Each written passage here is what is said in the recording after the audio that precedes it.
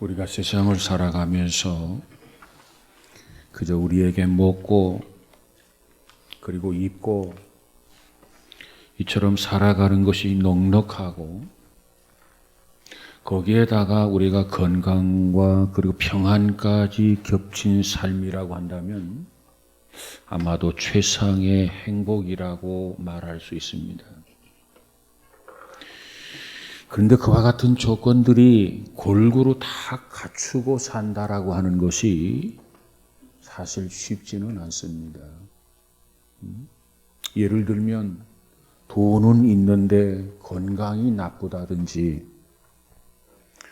돈도 있고 건강한데 집안 속사정이 편치 않다든지, 또 몸은 건강하고 집안도 평안한데 돈이 없다든지, 그래서 모든 조건들을 다 갖추고 살아간다고 하는 것은 사실 이상이지 현실일 수는 없다는 겁니다. 저는 가끔 이와 같은 말을 들을 때가 있습니다. 그것은 부부가 함께 교회에 나오는 것이 무엇보다 부럽다라는 말입니다. 가족이 함께 교회를 나와서 교회를 섬기는 것이 부럽다라고 하는 의미죠. 저는 그와 같은 말을 가족이 함께 예수 믿는 것이 소원이다라고 하는 뜻으로 해석을 합니다. 그리고 그것은 우리에게 있어서 소원 중에 소원이며, 그리고 기대 중에 가장 큰 기대여야 한다고 저는 그렇게 믿습니다. 한마디로 가족이 모두가 함께 신앙생활을 할 수 있는 것, 이것은 축복 중에 축복이고 은혜 중에 은혜인 것입니다. 왜 그렇습니까? 그 이유는 바로 이와 같습니다. 첫 번째로 신앙의 대상이 하나여야 하기 때문에 그렇다는 겁니다. 정말 온 가족이 아버지 혹은 주님이라고 불러야 할 그 대상이 한 분이어야 된다는 겁니다. 한 분. 자, 예를 들어 생각해 보도록 하십시다. 어느 가정이 10남매 아들과 딸을 둔 가정이 있었습니다. 그런데 그들이 부르는 아버지가 각각 다 달라요. 10남매가 있는데 어머니가 각각 다 달라요. 그러면 그들이 어떻게 조화와 화목을 이루며 살아갈 수가 있겠습니까? 자, 그런데 어떤 가정이 예를 들어 아들과 딸이 20명이라고 가정을 해보십시다. 그런데 그들 모두가 다 한 아버지와 한 어머니의 피를 물려받았어요. 그래서 자녀가 20명인데 20명 모두가 다 한 소리로 아버지를 부르고 어머니를 불러요. 그렇다면 그 가정은 문제가 없습니다. 그런데 만약에 아버지가 부르는 부처, 예를 들어 불교인이라 해서 아버지가 부처를 부른다고 가정을 해보십시다. 그런가 하면 어머니는 하나님을 믿기에 또 하나님을 불러요. 그런데 아들은 어떤 영향을 받았는지 이제 알라를 불러요. 그리고 자랑스러운 그 딸은 어떻게 된 것인지 귀신을 불러요. 자, 그렇다고 한다면 그 집안이 어떻게 되겠습니까? 물론 우리 시대는 다양한 종교가 법적으로 인정을 하고 그래서 활동을 보장을 받고 있습니다. 그렇다고 해서 한 가족이 제멋대로 뿔뿔이 다른 종교를 선택하고 그 종교를 신앙한다고 한다면 이 가족 간의 영적인 갈등, 이 정신적 혼란을 면하기가 어렵다는 거예요.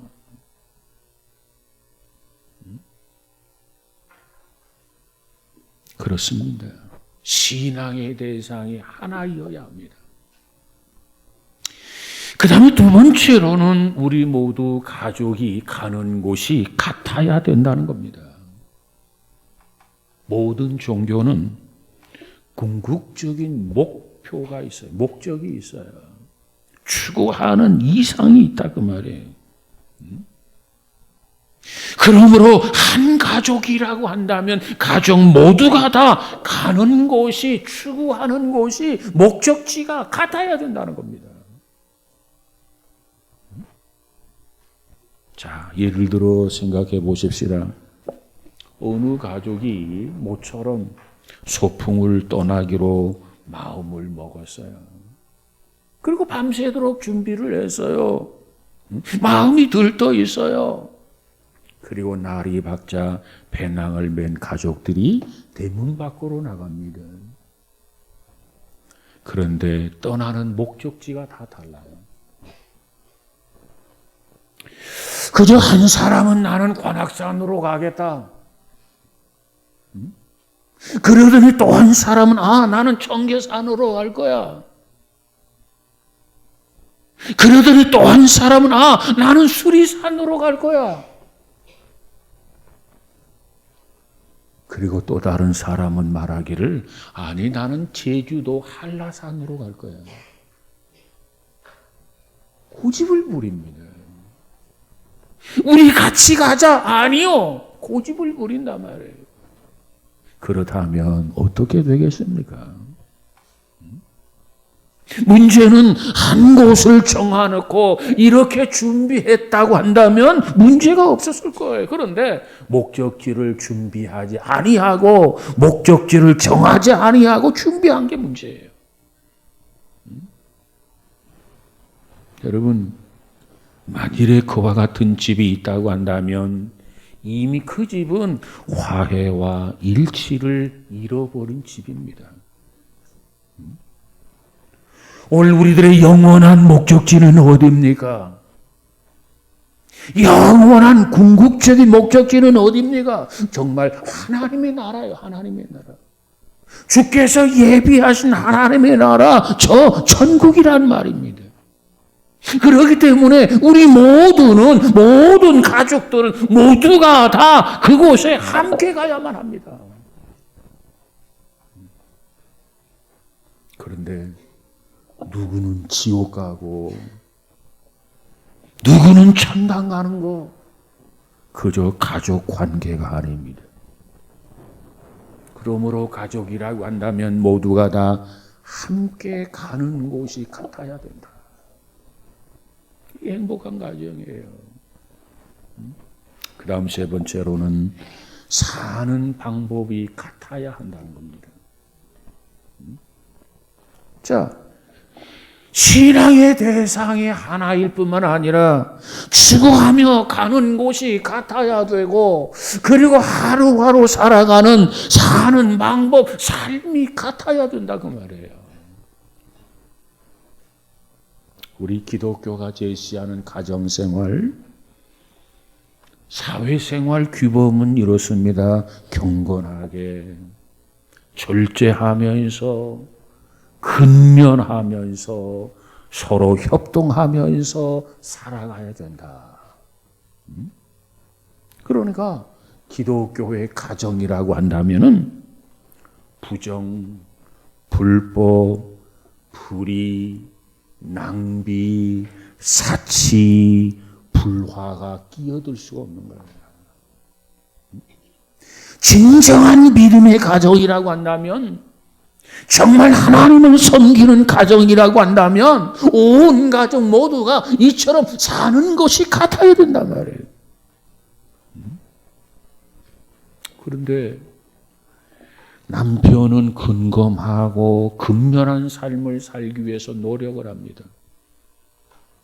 그런데 아내는 허용에 들떠서 살아간다든가, 분수를 지키지 아니하고 큰일을 자꾸 저지른다든가, 이거 문제예요. 반대로 아내는 바르게 살기 위해서 노력합니다.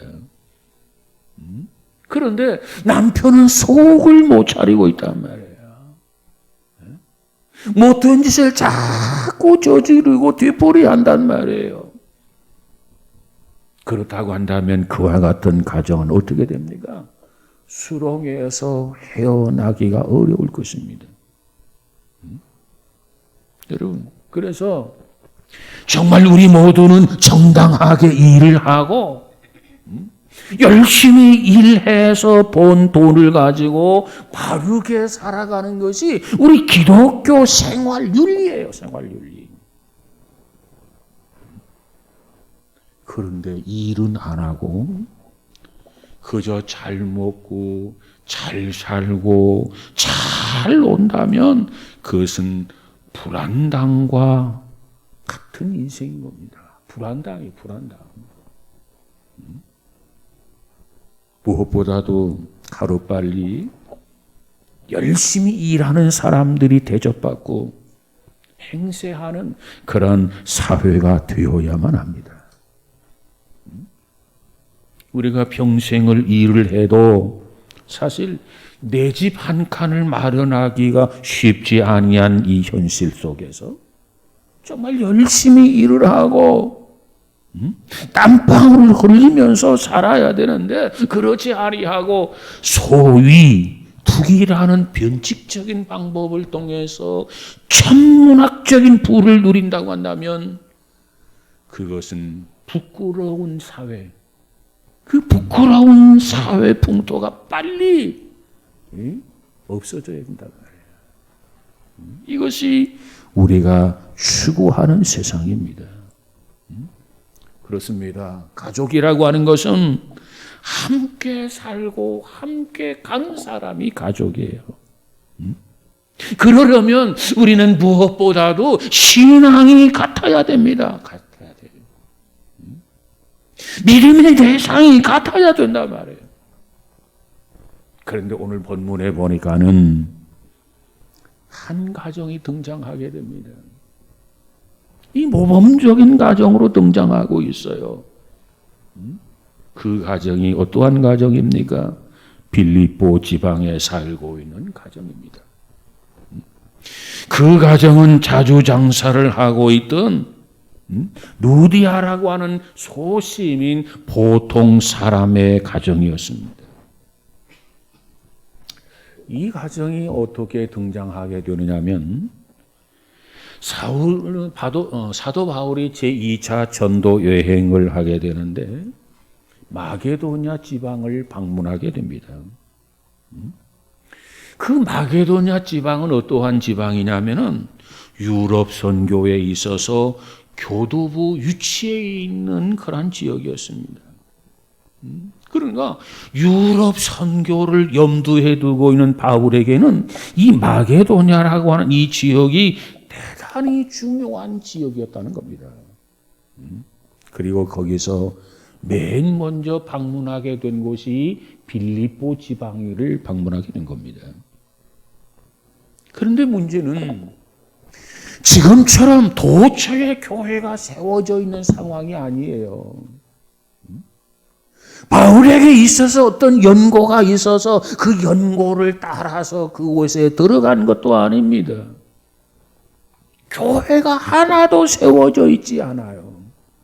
전혀 연고도 없어요. 그런데 그곳에 바울이 들어가서 그곳에 복음을 전한다고 하는 거 이거 결코 쉬운 일이 아니란 말이에요. 그가 복음을 전하면서 고생한 것은 이루 말할 수 없었어요. 그렇게 빌립보에 들어갔던 바울은 임시 기도처로 쓸만한 곳을 수소문하게 됩니다. 그리고 어느 날 강가에서 자연스럽게 여인 몇 사람을 만나가지고 그들에게 복음을 전하기를 시작을 했습니다. 그때 그곳에서 만난 여자가 있었는데 그 여인이 누구냐? 루디아라고 하는 그 여인이었습니다.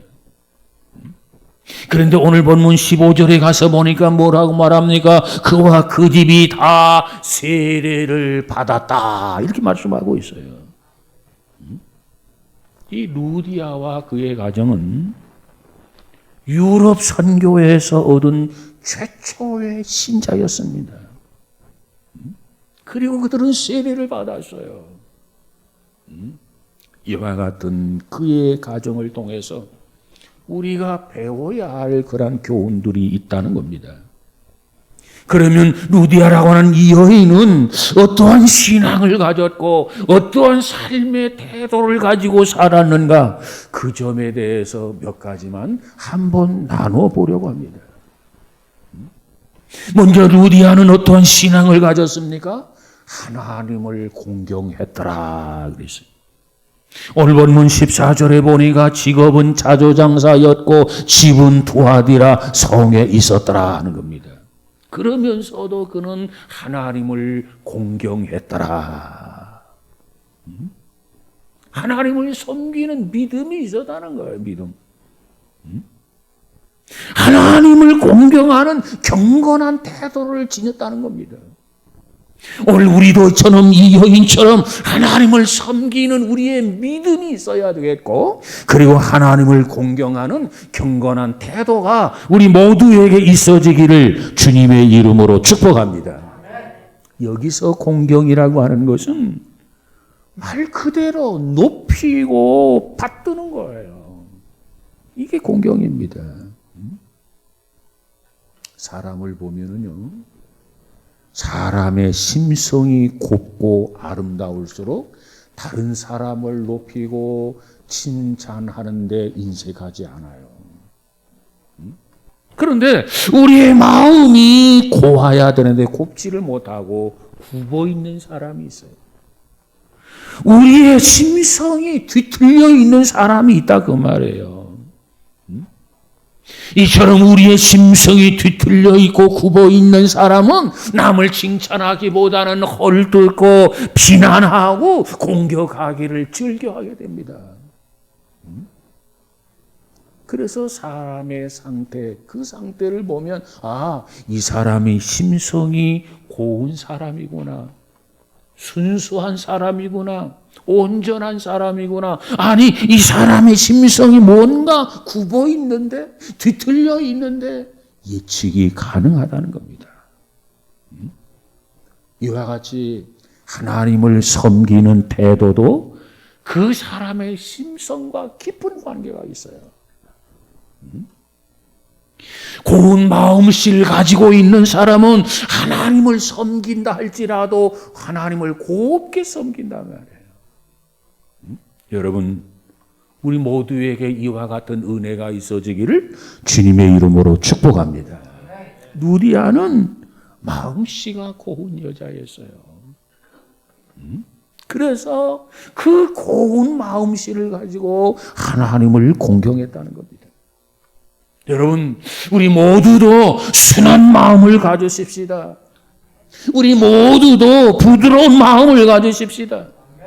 우리 모두도 너그러운 마음을 가지십시다. 우리 모두도 편안한 마음으로 주님을 섬기고 교회를 섬기는 우리 모두가 되어지기를 주님의 이름으로 축복합니다. 루디아를 본받자 말이에요. 그 다음에 두 번째로 루디아는 말씀을 청종했다는 겁니다. 오늘 본문 14절을 가서 보니까 주께서 그 마음을 열어 바울의 말을 청종하게 하신지라, 바울의 말을 따르게 하신지라, 이렇게 말씀하고 있어요. 다시 말하면 바울의 말을 듣고 은혜를 받았다는 겁니다. 은혜를 받으려면 어떻게 해야 되는가? 오늘 본문에 보니까 3단계를 설명해 주고 있어요.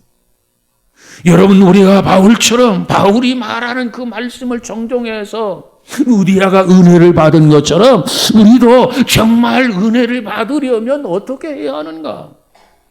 루디아를 통해서 한번 생각해 보십시다.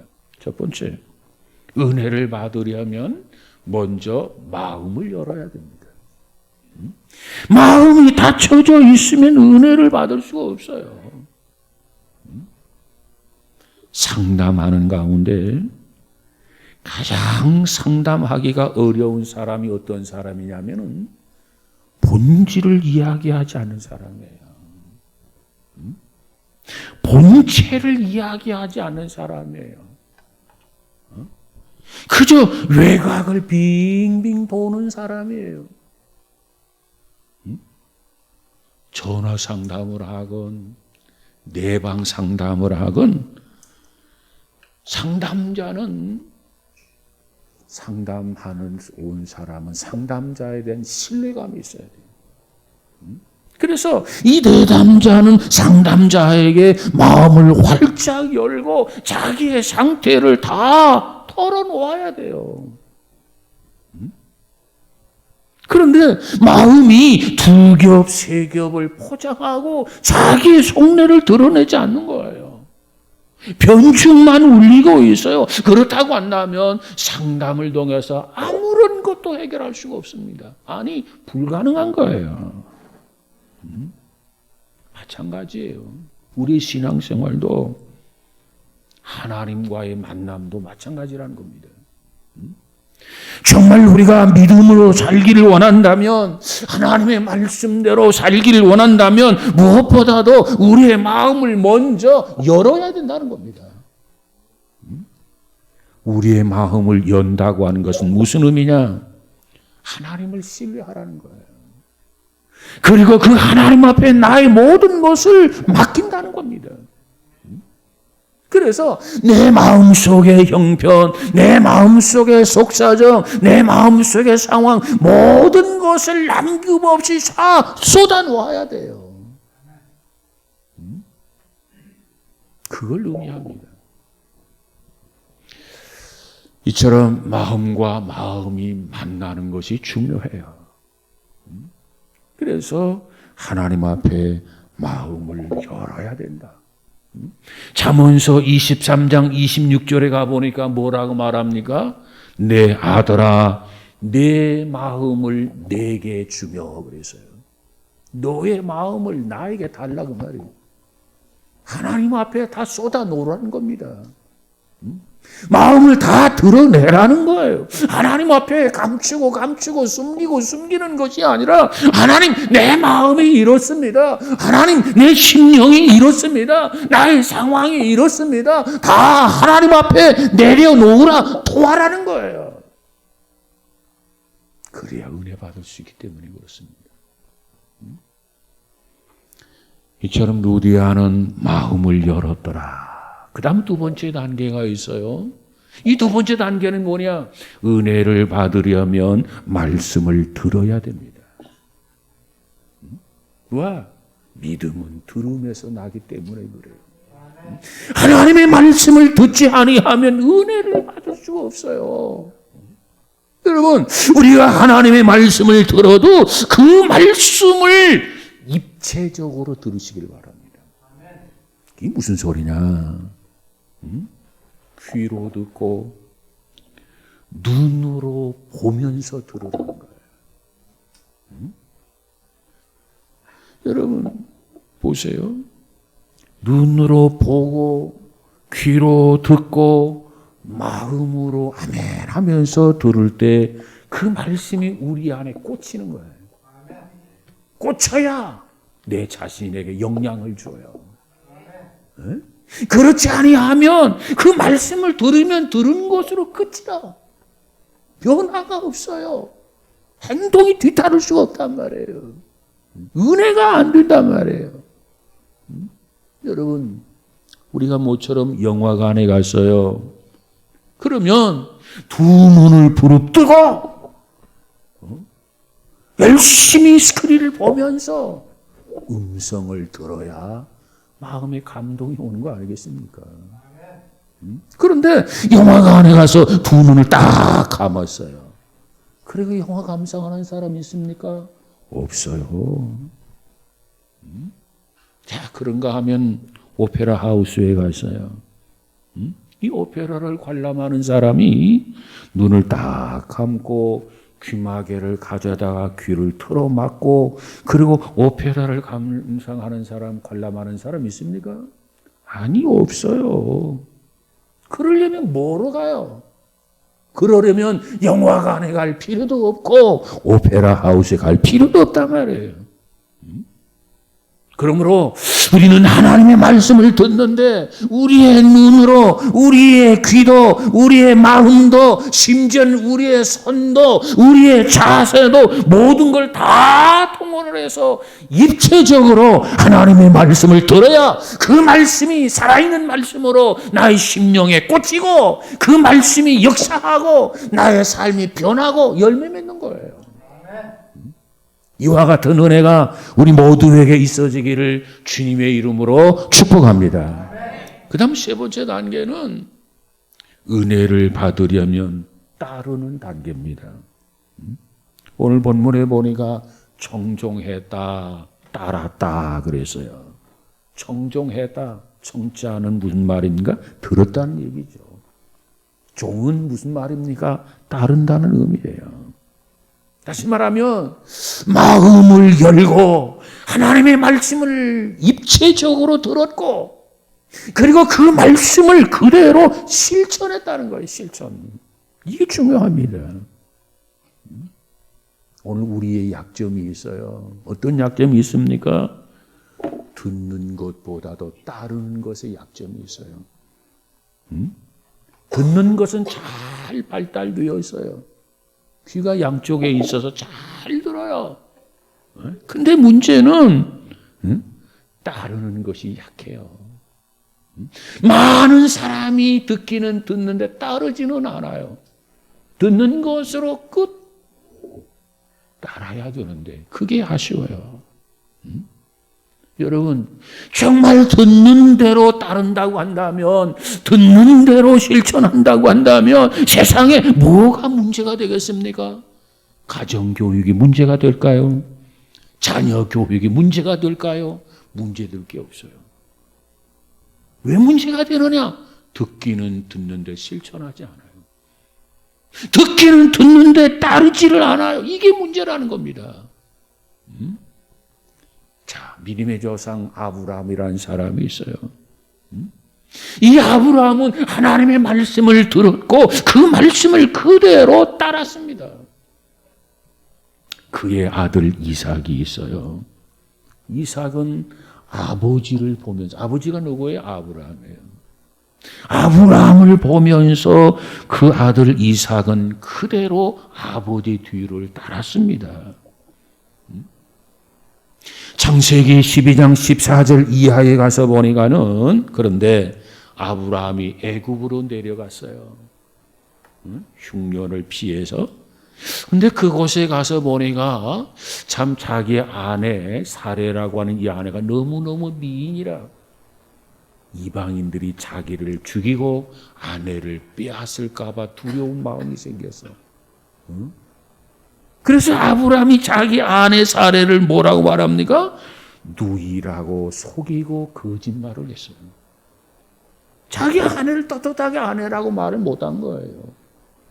자, 그랬는데 창세기 26장 6절 이하에 가서 보니까 이제는 그의 아들 이삭이 아버지가 하는 것을 보고 그랄이라고 하는 지방으로 내려가게 됩니다. 역시 그곳에 가서도 이삭의 마음에 두려움이 생겼어요. 그래서 뭐라고 말합니까? 자기의 아내, 자기 와이프를 자기 와이프 리브가다 이렇게 소개를 해야 되는데 아버지에게서 본 게 있단 말이에요. 아버지에게서 배운 게 있단 말이에요. 그러면서 그가 뭐라고 하냐면 자기 아내 리브가를 놓고 자기 누이라고 거짓말하게 됩니다. 아버지를 그대로 따라서 하는 거예요. 자식은 아버지를 닮아가게 되어 있어요.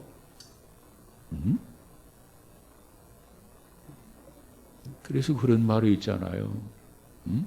딸을 알려면 어머니를 보고 아들을 알려면 아버지를 보면 된다. 반대로 아버지를 알려고 하면 아들을 보면 되고 어머니를 보려면 그 딸을 보면 된다.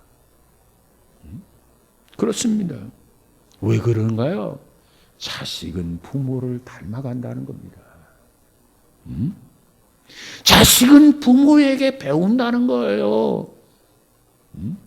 이것을 우리는 부인할 수 없어요. 자, 그렇기 때문에 우리가 하나님의 말씀을 청정한다, 하나님의 말씀을 듣는다고 하는 것은 하나님을 닮고 하나님을 배우고 하나님을 따르기 위해서 그런 거예요.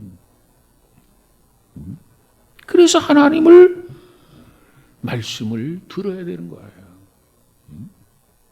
그런데 우리가 닮고 따라가도 감으로 해서 손해가 되는 것도 있고, 때로는 우리가 닮고 따라감으로 해서 우리에게 이익이 있고 행복해지는 경우가 있어요.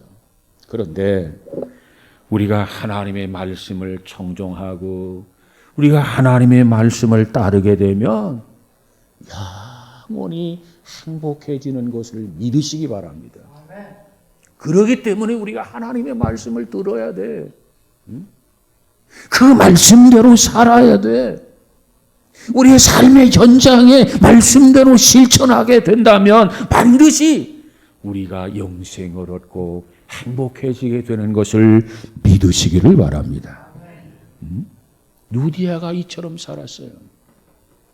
뿐만 아니라 그의 가족을 보니까 가족 모두가 세례를 받았다는 거예요.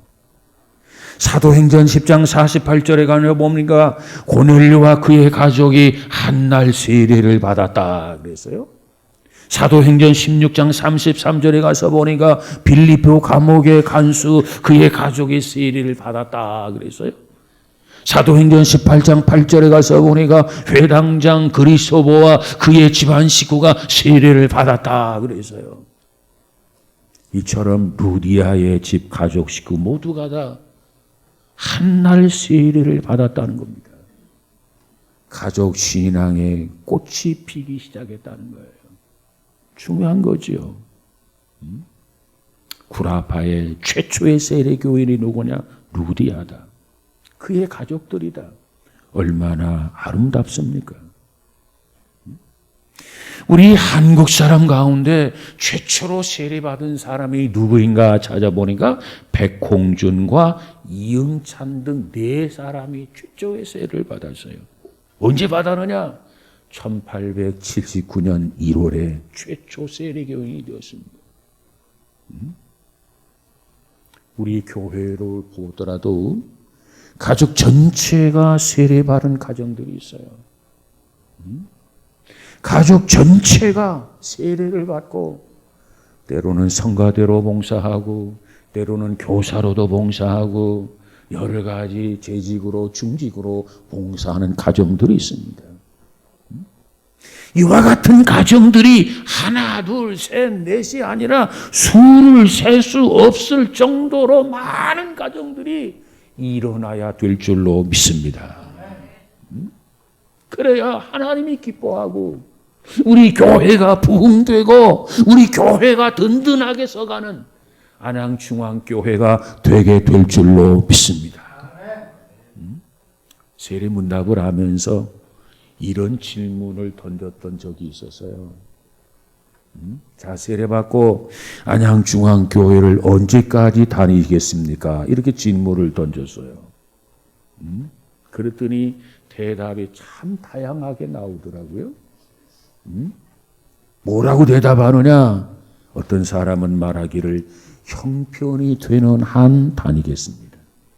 안양중앙교회 세례교인 돼가지고 언제까지 나오겠냐 질문했더니 형편이 되는 한 다니겠대.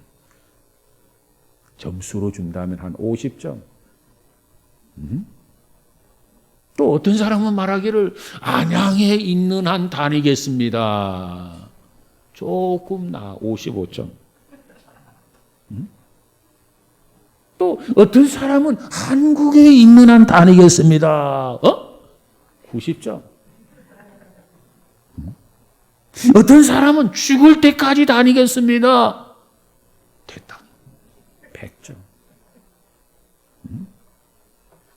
근데 어떤 사람은 이런 대답을 해요. 영원히 다니겠습니다. 몇 점 줘야 될까요? 30점. 아니, 그 무슨 소린가? 아니, 100점 줘야 되는 거 아닌가? 그 이유가 뭔 줄 아세요? 그 이유는 이 세상에서 우리 교회는 영원히 존재하지 않기 때문에 그래요. 주님이 오시면 다 놓고 가야 돼. 이 세상에 영원히 있어서는 안 돼. 주님 맞을 준비를 하고 주님이 오라고 하면 나의 이름이 불려지면 전사장의 나팔 소리와 더불어서 주님이 재림하시고 나의 이름이 호명되면 나 여기 있습니다 하고 주님을 맞아야 된단 말이에요. 이게 우리 신앙생활입니다.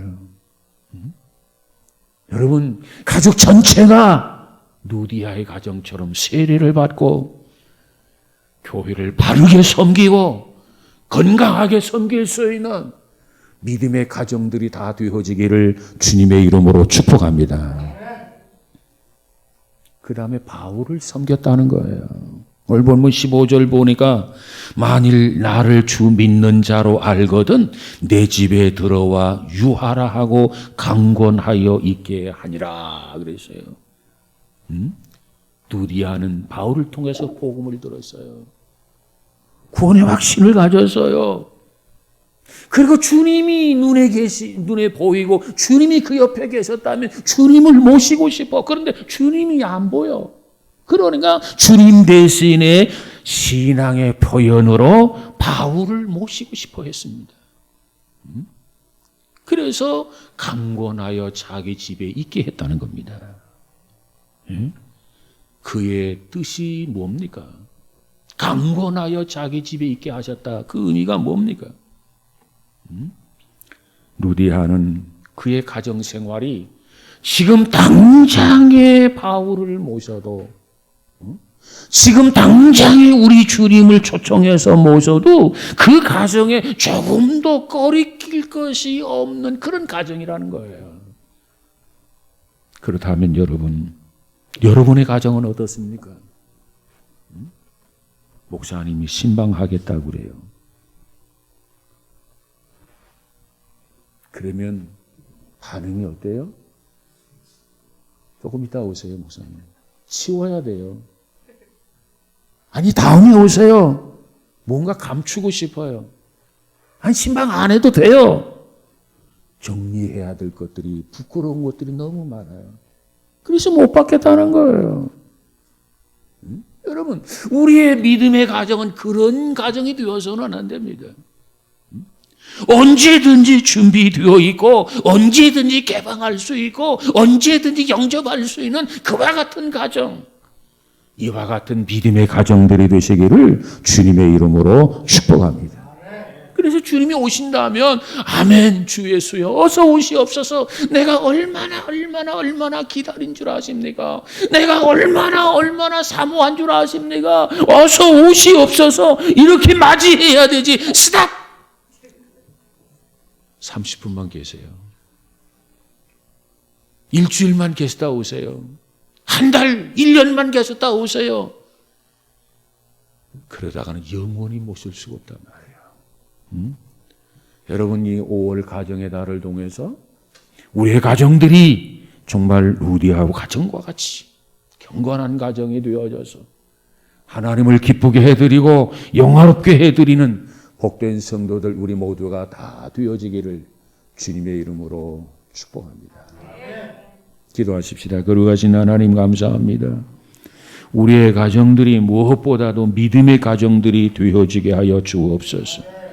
오직 주님만 영접하고 주님만 찬양하고 주께만 영광을 돌리는 복된 성도들 되어지게 하여 주옵소서. 항상 마음을 열게 하여 주옵소서. 말씀을 입체적으로 듣게 하여 주옵소서.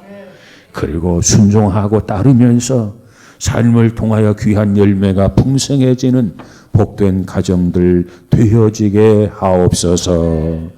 예수님 이름으로 기도하옵나이다. 아멘.